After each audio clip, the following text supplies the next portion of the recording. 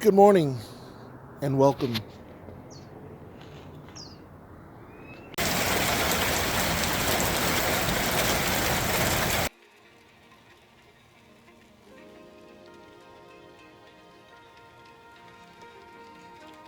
Alright, so you've collected your rainwater. Actually, this has been sitting over winter and providing some warmth for my garden. I've done videos on this, different ways of utilizing water. So pretty much this was filled with scraps and it's broken down, and now I'm going to go in and add some oxygen, more oxygen to it. And this is how you slowly get away from buying fertilizers and things of that nature. You need rotations. Different rotations are different nutrients. Rainwater is already super beneficial by itself, but you use one of these. This is a bubbler, and this is what you use in fish tanks. It doesn't use that much power, and it pushes air into the water. That's how fish breathe. And so plants love water, plants love air. So I'm pushing air into this fertilizer water, basically, that's broken down. And then we're just gonna go around and feed everything as well as check everything out as we're doing it. You really need to be going in your garden, I always say, at least once a week and just checking everything out. And this is another way of doing that, multitasking, splitting things up into days.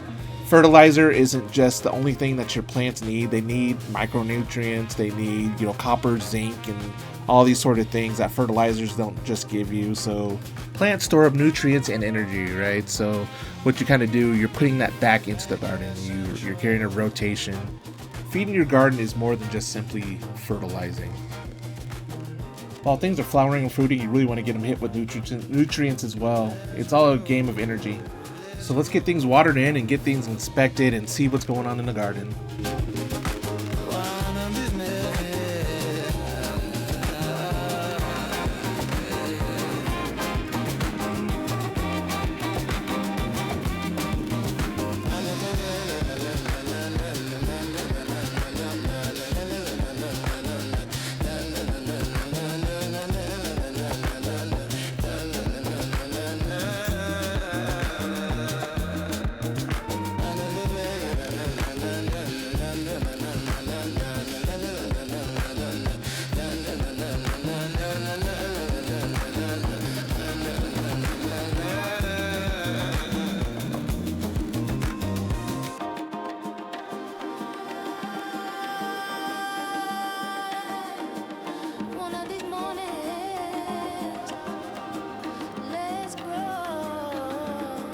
And really just slow down and take the time to really inspect your plants. Especially new growth. New growth is where everything loves to be. Like, I really think this is like any other relationship. Like, you have to show physical attention and detail to things, and love really is a secret sauce.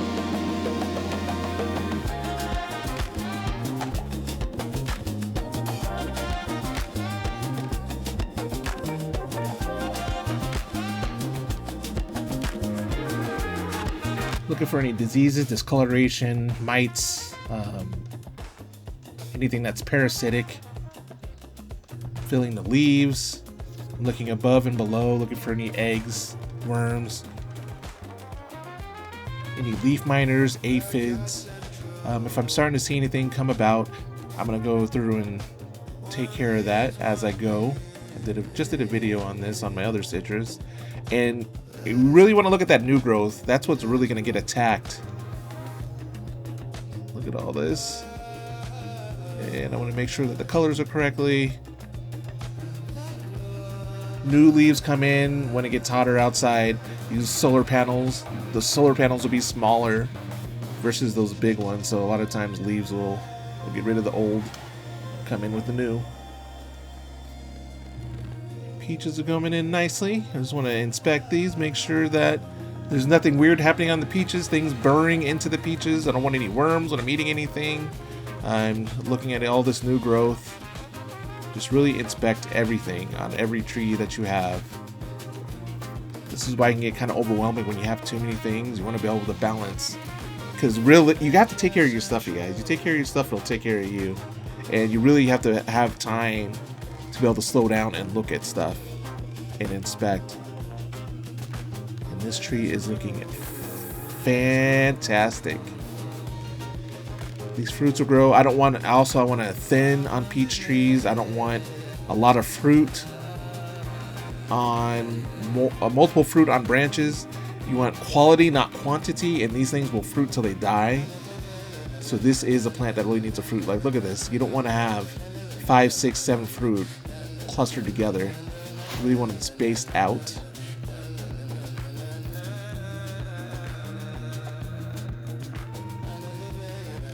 Donut peach coming in nicely. I might have to come back around and thin some of these. But I don't want more than 2 in a cluster. And I want them spread out. You really can't do things in pots. I don't... Everybody thinks you can't. I'm proving it wrong! This is going to give me so much fruit if the birds don't get it. We'll show you some things I'm going to do about that later on as well. With peaches, it really is about quality over quantity, because you can get a bunch of them, not good ones. I just sometimes come out here and I'm just amazed in nature. You know, just sit out here and just watch God's work. I don't know, it just does something. This hobby, I can't explain it. I can't explain it.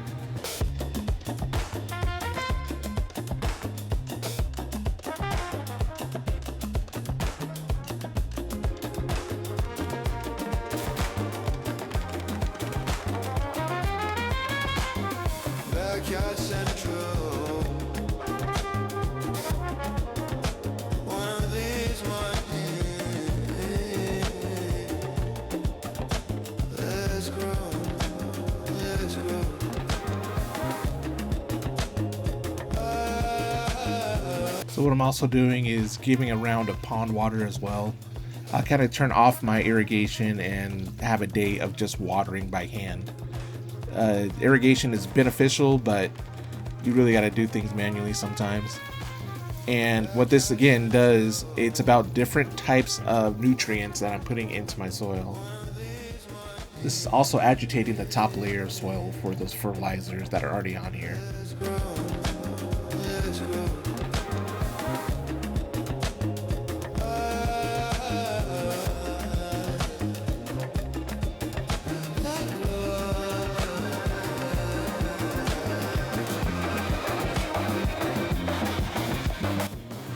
Check this out. This is my little... I cut things up to make mulch, but I still have... Let me check for praying mantises. I still have sunflower seeds. So I'm just going to plant these around, let them grow. These could be trap crops for birds. Maybe if I plant a bunch of these, it'll keep the birds away from my peaches and things. You know, I'm going to have to net things as well. I'm going to have to... I don't grow this stuff just for birds. I want to be able to harvest. Look at that. Looking kind of white. We'll see if these grow. So far, I've had like a 100% germination rate on sunflower seeds. They just do what they do. And this is kind of what happens in the wild, though. Birds will eat and things will fall off. And then they'll just pop up when they're ready. Once the soil temperature gets to their correct temperature. Randomly put these in places and we'll see what grows. Science! Excited for artichokes this year.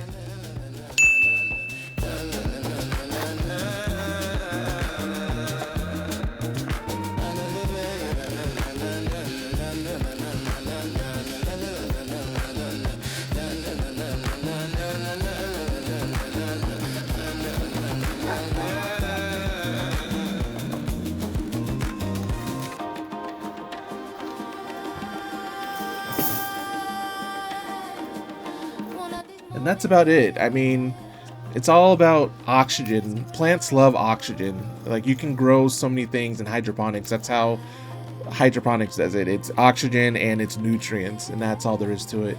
You have super fast draining soil, and you rotate your nutrients into everything. So we're talking, it's not just about fertilizer, it's about compost, it's about giving it some of the things that are from your garden, your leaves, the things that are breaking down. So I make my compost tea, or whatever you want to call it, and I let it break down. I utilize that rain from the earth, and I use that to warm up my garden. I use that to then go in and add back to my garden to water with it, adding oxygen to that and letting that break down again the things from the garden. Like, I'm trying to, you really can get away from buying fertilizers and things after a certain amount of time, especially after you get you get a lot of things going like I have. The leaves are fertilizers, the branches make mulch, I'm trying to, just ideas on getting out of buying stuff. At any rate, leave me some comments below if you have any questions or concerns or any other ideas. I really love this hobby. I just want to share that with everybody. This is a community. I love it. One of these mornings, I'm going to get you out, and I just want to spark that idea for you to get into your own garden. Let's grow.